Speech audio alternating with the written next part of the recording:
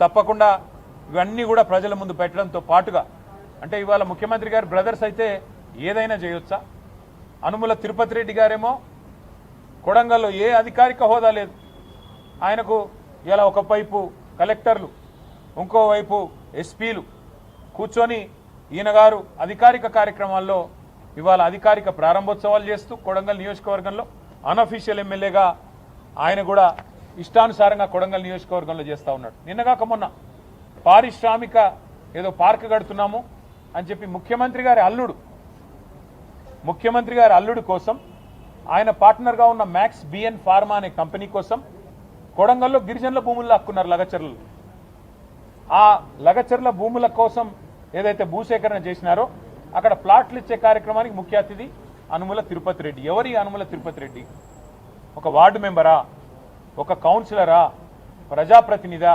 ఏ హోదాలో ఇవాళ కూర్చుంటున్నారు? మరి ఇదేనా మీరు చెప్పిన ప్రజాపాలన? అనుముల తిరుపతి రెడ్డి, అనుముల జగదీష్ రెడ్డి, అనుముల కొండల్ రెడ్డి, సత్యారెడ్డి వీళ్ళేనా మరి ముఖ్యమంత్రి గారి కుటుంబమే నడుపుతున్న పరిపాలన ప్రజాపాలన? ముఖ్యమంత్రి గారి కుటుంబం దోపిడీ చేస్తే ఇవాళ మంత్రులు వంతపాడడమే ప్రజాపాలన? మేము అందుకే ఈ అంశాన్ని వదిలిపెట్టాం. రాష్ట్ర గవర్నర్ను కూడా తొందరలోనే కలుస్తాం. తప్పకుండా ఈ విషయంలో తప్పకుండా విచారణ జరిపించాలని వారిని కూడా కోరుతాం. అవసరమైతే ఎట్లా అయితే కర్ణాటకలో లోకాయుక్తకు పోయారో, కోర్టులకు పోయారో ఇక్కడ కూడా పోతాం. నేను వాళ్ళు ఒకటే అడుగుతా ఉన్నా, నాకు చాలా ఆశ్చర్యంగా కూడా ఉంది.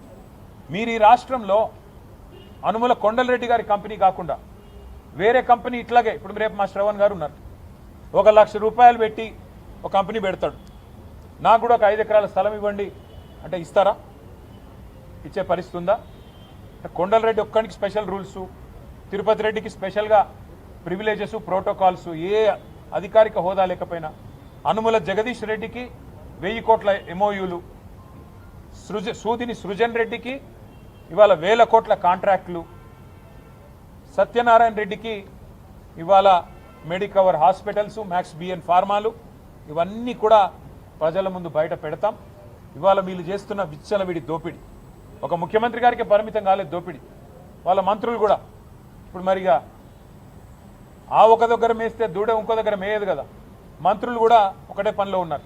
వాళ్ళ పొంగులేటి శ్రీనివాసరెడ్డి గారి రాష్ట్రంలో మంత్రి, ఆయన కొడుకు హర్ష ఆయన చేస్తున్న దోపిడీ, బెదిరిస్తున్న విదంతాలు గతంలోనే బయటపెట్టాం వట్టినాగులపల్లిలో, ఇతర చోట్ల. అది మాత్రమే కాదు, పొంగులేటి శ్రీనివాసరెడ్డి మంత్రి, ఆయన కొడుకు కంపెనీకి ఇవాళ రేవంత్ రెడ్డి గారి కాన్స్టిట్యున్సీ కొడంగల్లో 1000 కోట్ల కాంట్రాక్ట్. ఏం నడుస్తుంది ఈ రాష్ట్రంలో? ఇవన్నీ కూడా గవర్నర్ గారిని, అట్లాగే లోకాయుక్తని, అట్లాగే ఆఫీస్ ఆఫ్ ప్రాఫిట్ అనే నిబంధన కూడా ఈ దేశంలో ఉంది. మరి ఇవన్నీ కూడా ఈ రాష్ట్రంలో మాత్రం చెల్లుబాటు కావట్లేదు. ఈ రాష్ట్రంలో మాత్రం అనుముల రాజ్యాంగం, మరి అనుముల అన్నాదమ్ముల సామ్రాజ్యంలాగా నడుస్తూ ఉన్నది. కాబట్టి ఇవన్నీ కూడా తప్పకుండా మరి వివిధ వేదికల ద్వారా బయట పెడుతూ ముందుకు పోతాం. ముందుగా ఈ టెసరాక్ట్ అడ్వాన్స్ సిస్టమ్స్ ఎవరిది? ఇందులో మరి కొండలరెడ్డి గారు లేకపోతే చైర్మన్గా ఎట్లా USIPFలో కూర్చున్నాడు? ఆయన చైర్మన్ కాకపోతే లింక్డ్ఇన్లో ఆయన ఎందుకు రాసుకున్నాడు? ఆయన కొడుకు CEO కాకపోతే ఎందుకు మరి ఆయన ఇంటర్వ్యూలు ఇస్తున్నాడు? ఇవన్నీ కూడా బయట పెట్టాల్సిన అవసరం ఉంది. ఈ బినామీ బాగోతాలు, అట్లాగే ఈ టెసరాక్ట్ అడ్వాన్స్ సిస్టమ్స్ అనే షెల్ కంపెనీ ఏదైతే ఉన్నదో దీన్ని అడ్డం పెట్టుకుని రేవంత్ రెడ్డి గారు సంపాదిస్తున్న 100 కోట్ల రూపాయలు, స్వచ్ఛ బయో అనే కంపెనీతో చేసుకున్న ఒప్పందాలు, అట్లాగే సృజన్ రెడ్డి గారు చేస్తున్న కార్యక్రమాలు, ఇవన్నీ కూడా మొత్తంగా బయట పెట్టేదాకా వదిలిపెట్టాం. ఈ షెల్ కంపెనీల బాగోతాన్ని, మీ దోపిడీని, 1000 కోట్ల దోపిడీని, రేవంత్ రెడ్డి గారి కుటుంబ దోపిడీని తప్పకుండా వదిలిపెట్టమనే మాట మరొకసారి తెలియజేస్తూ థ్యాంక్ యూ.